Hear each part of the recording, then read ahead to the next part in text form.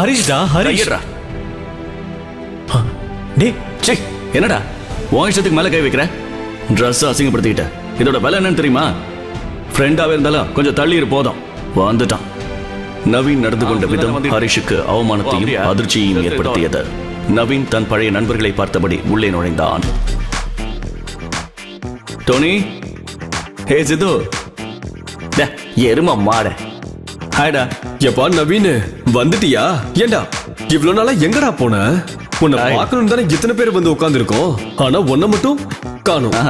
நாங்களும் எவ்வளவு நேரம்டா வெயிட் பண்றது? அப்பொழுது தயக்கத்தோடு உள்ளே நுழைந்தான் Harish. I am really sorry guys.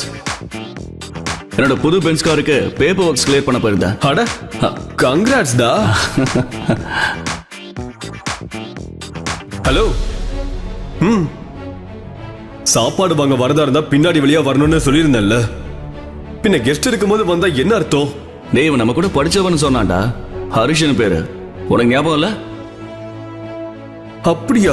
எங்கேயோ பார்த்த மாதிரி தான் இருக்கு. ஆனா கரெக்டா ஞாபகத்துக்கு வரல. வந்திருக்கிற கோலத்தை பார்த்ததும் ஏதோ வேலை செய்தான் வந்திருக்கான்னு நினைச்சேன். இங்க இருந்து முதல்ல கிளம்பு. யார் கண்ணிலையோ படமோ ஓரமோ போய் உட்காரு. அப்புறம் நான் பேசின மாதிரியே மற்றவங்களும் பேசுவாங்க. முழு வீடியோவை பாக்கெட் FM தமிழ் யூடியூப் சேனலில் கண்டு மகிழுங்கள்.